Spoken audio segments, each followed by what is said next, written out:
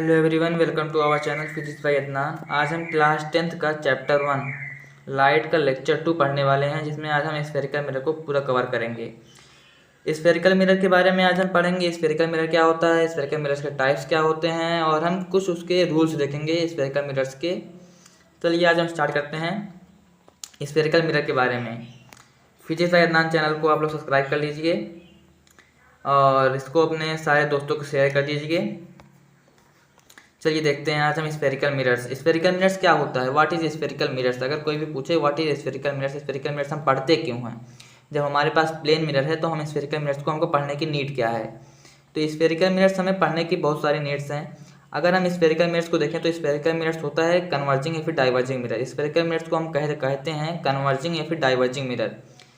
Spherical mirrors जो होती है ये जो पैरेलल ले जाती हैं, ये जो रे ऑफ लाइट होती हैं इसको ये डाइवर्ज करती हैं या फिर कन्वर्ज करती हैं, इसलिए इनका नाम स्फेरिकल मिरर का कन्वर्जिंग या फिर डाइवर्जिंग मिरर होता है। स्फेरिकल मिरर्स यानी कि स्फेयर का हम अगर 2 पार्ट्स करें, एक स्फेयर का अगर हम 2 पार्ट्स करें तो उसके हम 2 पार्ट्स कर सकते हैं। एक स्फेयर का हम 2 पार्ट्स कर सकते हैं। उसके अगर हम एक पार्ट एक साइड को पॉलिश कर दें, यानी कि हम आउटर साइड अगर उसके हम पॉलिश कर दें और उसका इनर साइड जो होगा वो रिफ्लेक्टिंग सरफेस हो जाएगा, तो जो उसका हम अगर आउटर साइड पेंट करेंगे, इनर साइड उसका रिफ्लेक्टिंग सरफेस होगा, तो उसको हम कॉनकेव मिरर कहेंगे। उसको हम कॉनकेव मिरर कहते हैं। अगर उसका आउटर साइड जो है पेंटेड है, इनर साइड जो है उसका रिफ्लेक्टिंग सरफेस है, तो उसको हम कहेंगे कॉनकेव मिरर। अगर उसके हम आउटर साइड यानी कि उसके आउटर साइड जो है उसको हम खुला रखें, यानी कि वो रिफ्लेक्टिंग सरफेस हो जाए, उसके इनर साइड हम पेंट कर दें, तो वो कॉन्वेक्स मिरर हो जाएगा। स्फेरिकल मिरर्स के 2 टाइप्स होते हैं, concave mirror, convex mirror. Concave mirror का एक नाम और होता है कन्वर्जिंग मिरर यानी कि कन्वर्जिंग मिरर, और कॉन्वेक्स मिरर का एक नाम होता है डाइवर्जिंग मिरर।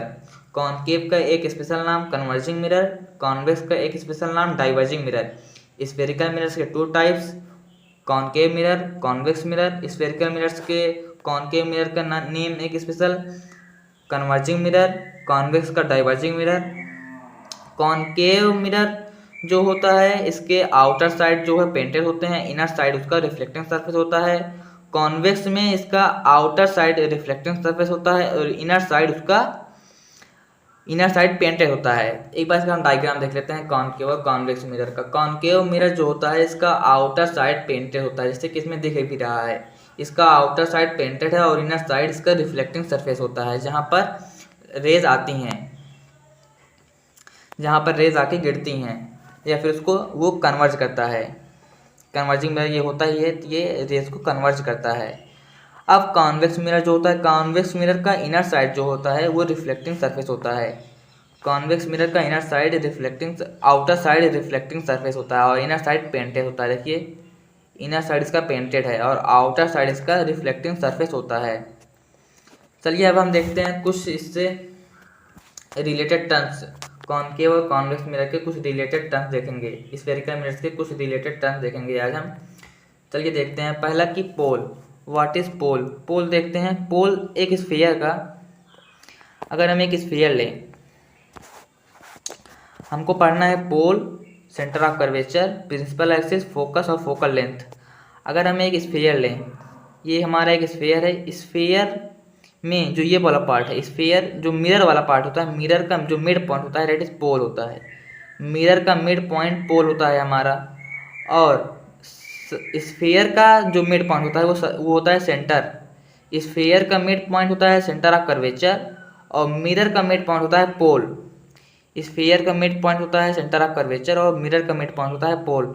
देखिए दिख भी रहा है यहाँ पर, ये देखिए ये होता है मिरर, ये मिरर हमारा है। मिरर का मिड पॉइंट पोल होता है और स्फीयर, अगर इसको हम ऐसे पूरा करते हैं तो स्फीयर का मिड पॉइंट होता है हमारा सेंटर। स्फीयर का मिड पॉइंट होता है हमारा सर्कल और मिरर का मिड पॉइंट होता हमारा होता है पोल। अब हम आगे देखते हैं। सेंटर और पोल समझ के अब हम पढ़ते हैं radius. What is radius. Radius होता है सेंटर और फोकस, सेंटर और फोकस की जो दूरी होती है दैट इज रेडियस। देखिए अगर इसको सर्कल बनाएं तो ये सेंटर हुआ, ये पोल हुआ, इसकी जो दूरी होती है, इसकी जो डिस्टेंस होता है, इसको हम कहते हैं रेडियस, रेडियस ऑफ कर्वेचर। अब हम देखते हैं फोकस। फोकस है फिर focal length. What is focus और फोकल लेंथ। फोकस होता है पोल और सेंटर का जो मिड पॉइंट होता है, यानी कि रेडियस का मिड पॉइंट फोकस होता है। सेंटर और पोल की भी आधी दूरी पोल होती है। सेंटर और पोल की जो मिड पॉइंट होता है, ये सेंटर हुआ, ये पोल हुआ, इनकी मिड पॉइंट फोकस होगा। और फोकस से लेके पोल तक की दूरी फोकल लेंथ होती है। और इसका वैसे ही जैसे सेंटर से लेके पोल की दूरी रेडियस होती है, और फोकस से लेके पोल की दूरी फोकल लेंथ होती है। सेंटर और पोल की मिड पॉइंट होता है फोकल लेंथ। अब देखते हैं principal axis. What is principal axis? देखते हैं व्हाट इज प्रिंसिपल एक्सिस जिसमें फोकस, पोल और सेंटर तीनों एक ही लाइन पे आ जाएं। ऐसी एक्सिस जिस पे सेंटर, फोकस और पोल तीनों एक लाइन में आ जाएं, दैट इज प्रिंसिपल एक्सिस। अब हम समझ गए what is pole, what is centre of curvature, what is radius of curvature, what is focus और what is focal length, what is principal axis. Pole जो होता है हमारे मिरर का मिड पॉइंट होता है, सेंटर जो होता है हमारे स्फीयर का मिड पॉइंट होता है, रेडियस हमारा जो होता है सेंटर और फोकस के बीच की दूरी होती है। फोकस जो होता है हमारे सेंटर और पोल की मिड पॉइंट होता है, और फोकस और पोल की दूरी को हम कहते हैं फोकल लेंथ। फोकस और पोल के जो डिस्टेंस होता है हमको हम कहते हैं फोकल लेंथ। और फोकस, सेंटर और पोल जो तीनों एक लाइन में आ जाएं, वो एक ही एक्सिस पे आ जाएं, तो उसको हम कहेंगे प्रिंसिपल एक्सिस। सेम वैसे ही ये कॉनकेव और कॉन्वेक्स मिरर के लिए सेम होते हैं, बस एक difference, only one difference concave और कॉन्वेक्स के लिए। कॉनकेव मिरर में फोकस, सेंटर, कॉनकेव मिरर में सेंटर, ये सेंटर ऑफ कर्वेचर, और फोकस ये जो है मिरर के फ्रंट साइड होते हैं, यानी कि मिरर के रिफ्लेक्टिंग साइड होते हैं। और उसके अपोजिट कॉन्वेक्स में फोकस और सेंटर ऑफ कर्वेचर ये मिरर के जिस साइड पेंट होता है, पेंटेड साइड ये होते हैं, मिरर के आउटसाइड होते हैं। मिरर के आउटसाइड जो होते हैं ये दोनों चीज़ें लाई करती हैं, और कॉनकेव में ये दोनों चीज़ें मिरर के सामने लाई करती हैं।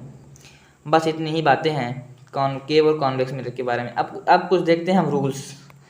अब हम अपने नेक्स्ट टॉपिक में आ गए, रूल्स देखेंगे क्या क्या रूल्स हैं, क्या क्या नियम हैं।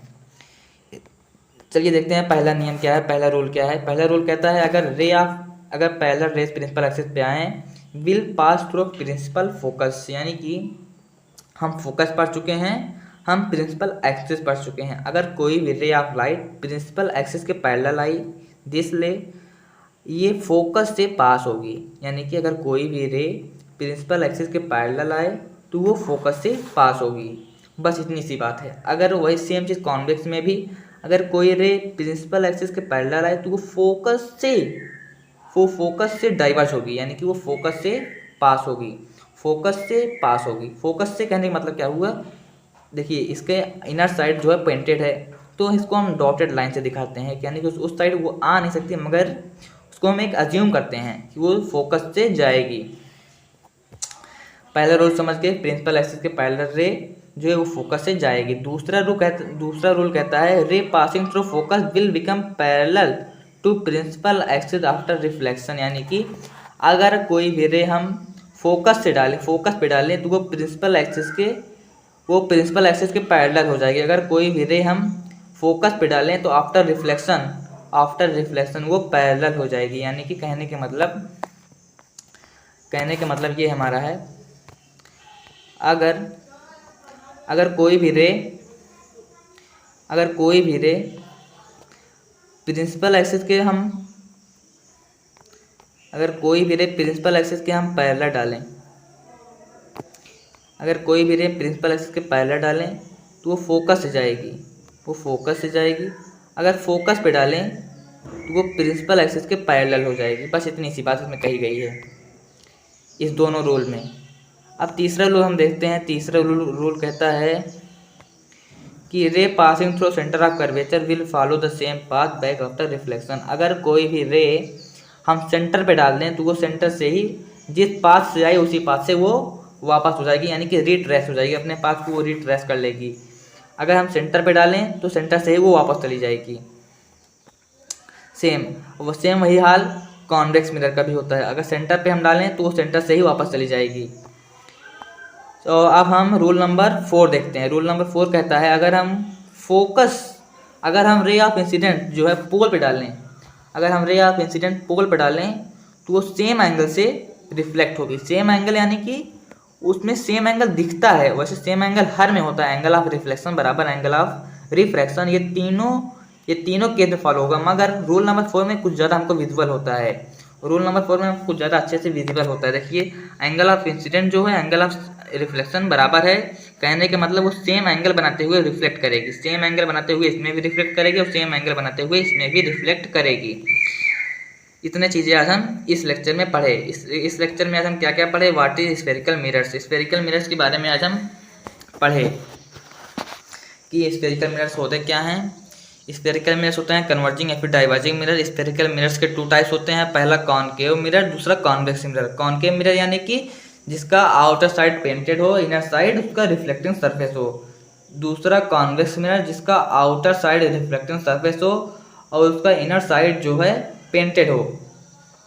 कॉनकेव मिरर को हम कन्वर्जिंग मिरर कहते हैं, कॉन्वेक्स मिरर को हम डाइवर्जिंग मिरर कहते हैं। अब उसके हम कुछ रूल्स देखें, कॉनकेव और कॉन्वेक्स मिरर के कुछ हम रूल्स देखें। पहला रूल्स होता है हमारा कि अगर प्रिंसिपल एक्सिस के पैरेलल रेज जो है वो फोकस से जाएगी, आफ्टर रिफ्लेक्शन वो फोकस से जाएगी। दूसरा रूल कहता है अगर प्रिंसिपल फोकस यानी कि अगर हम फोकस पे डालें तो वो आफ्टर रिफ्लेक्शन वो प्रिंसिपल एक्सिस के पैरेलल हो जाएगी। तीसरा रूल कहता है अगर हम सेंटर ऑफ कर्वेचर पे रे डालें तो सेंटर ऑफ कर्वेचर से ही पास हो जाएगी, यानी कि रिटर्न हो जाएगी, रिट्रेस हो जाएगी, अपने पाथ को ना चेंज करते हुए वो वापस चली जाएगी, क्योंकि एंगल ऑफ इंसिडेंट जो है वो नॉर्मल पे हो गया। जैसे कि हम दिखा रहे हैं आपको एंगल ऑफ इंसिडेंट, जब एंगल ऑफ इंसिडेंट और रिफ्लेक्शन तीन एंगल ऑफ इंसिडेंट नॉर्मल एक ही लाइन में आ जाए तो एंगल ऑफ रिफ्लेक्शन हमेशा 0 होता है। तो वही चीज़ें सेंटर ऑफ कर्वेचर हुआ, उसमें नॉर्मल और angle of incident same line पे आ गए, जिससे एंगल ऑफ रिफ्लेक्शन 0 हो गया, यानी कि एंगल ऑफ रिफ्लेक्शन 0 हो गया, उसी पाथ से वो रिट्रेस हो गया। ये चौथा रूल कहता है। आज के लेक्चर में बस इतना ही। नेक्स्ट वीडियो में हम इसके कुछ रूल्स देखेंगे इमेज फॉर्मेशन के हम नेक्स्ट वीडियो में इसके रूल्स देखेंगे। तब तक आप हमारे चैनल से बने रहिए, चैनल को लाइक करिए, सब्सक्राइब करिए और अपने दोस्तों के बीच इसको शेयर करिए। फिजिक्स बाय अदनान चैनल को आप लोग सब्सक्राइब करिए और कमेंट करिए जो कुछ आप लोग को ना समझ में आया हो। थैंक यू, बस आज के लिए इतना ही।